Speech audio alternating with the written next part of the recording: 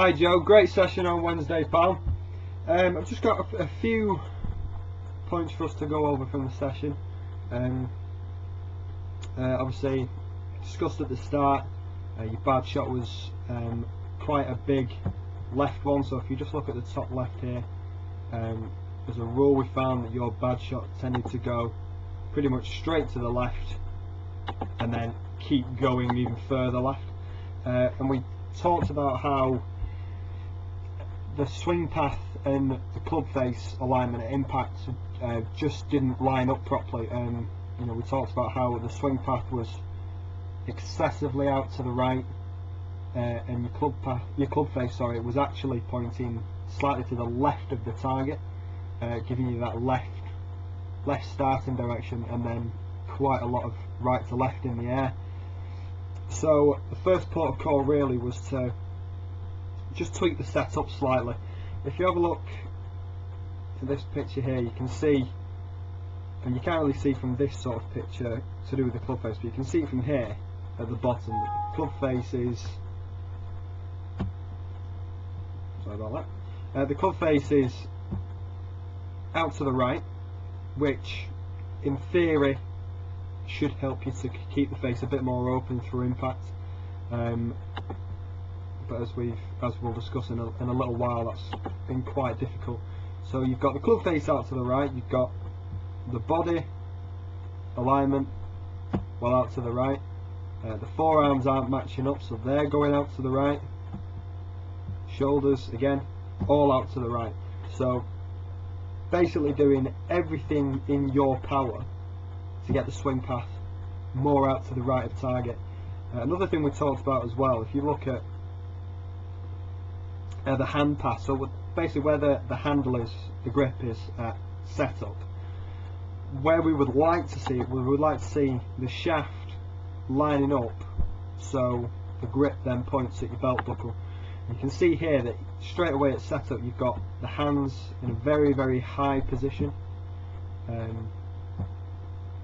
which again encourages the club to start working out at impact.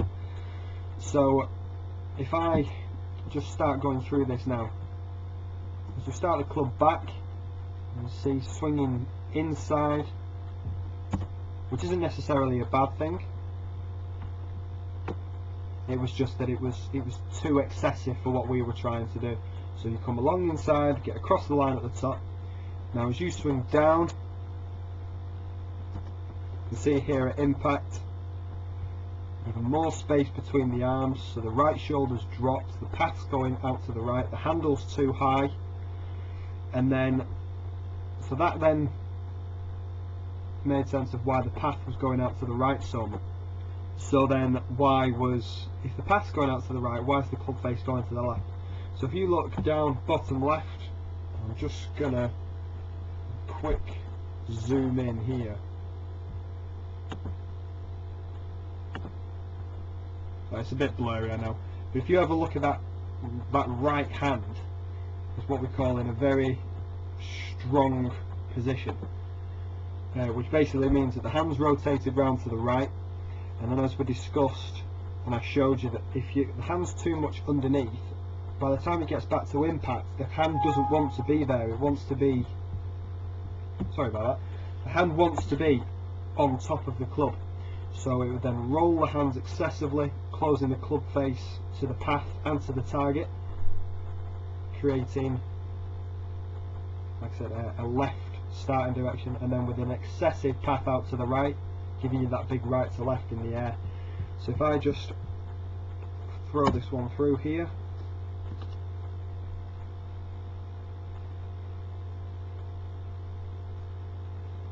see here, as we start getting into impact and through, see the right hand rolling excessively, shutting the club face down. I'll show you again here from the top.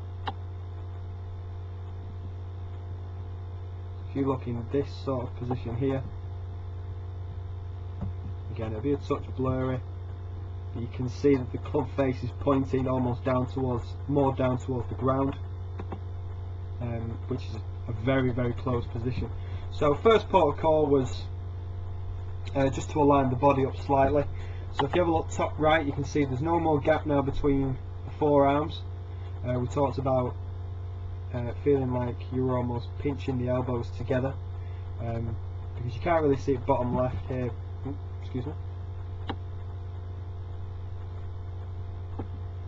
But you can see at top left here just how much underneath the right elbow is at setup.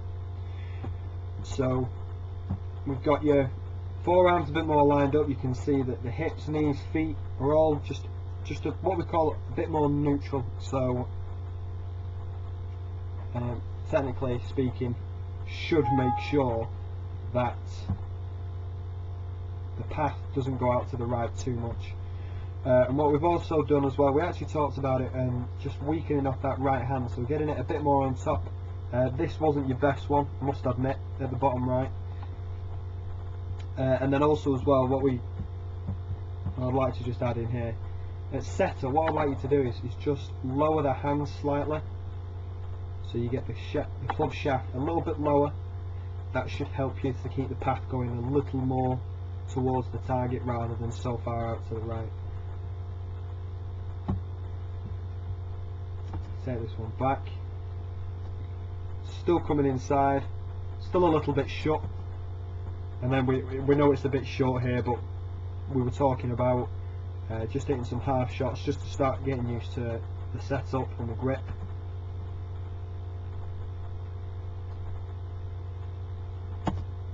Which we started to get a little bit later on.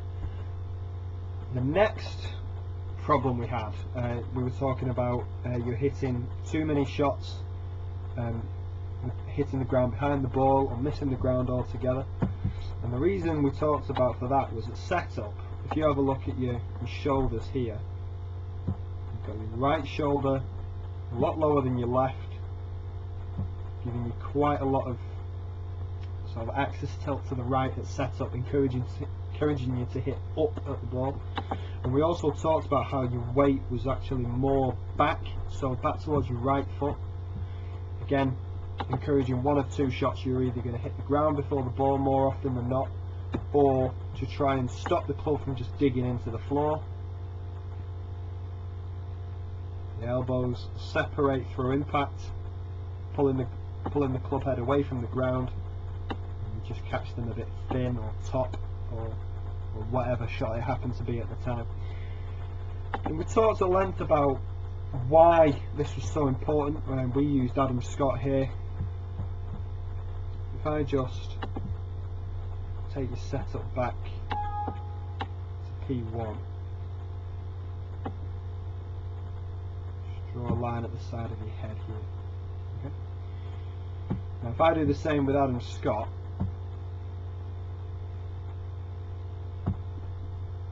start yours back, and watch just straight away, just so your head goes to the right of that line, so you've got what we call a lot of forward flexion in your spine, so it's still leaning forward, meaning that your head will have to go away from the target. Your body will have to transfer its weight too much to the right hand side.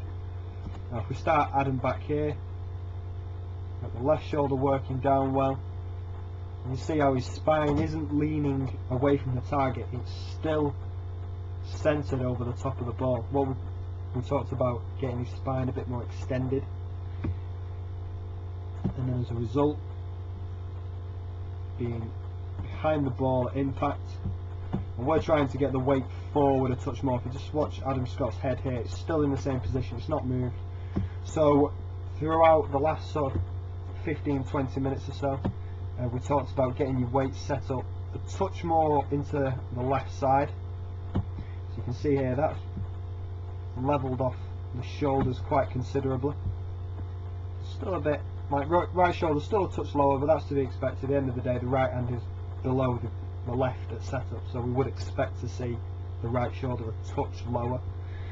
And then as we swing back, wanting to feel like your left shoulder was working down more, and feeling like you were just trying to stay a bit more centered, so we were trying to keep the upper center over the ball as you swing back. Again, this was just a half swing, just to start giving you the feel for it. If anything, you actually, at the start of the swing, you actually went towards the target a bit, which obviously is quite a big difference. I'll take this back here to the top of your backswing. You see quite a considerable difference.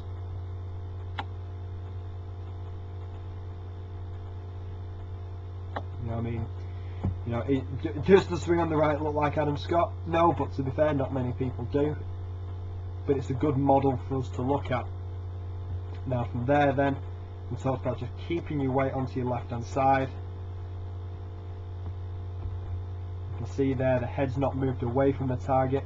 It stayed as it is, the lower half starting to work a bit more towards the target.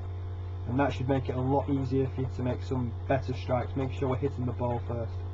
Good luck with it, and I look forward to speaking to you soon.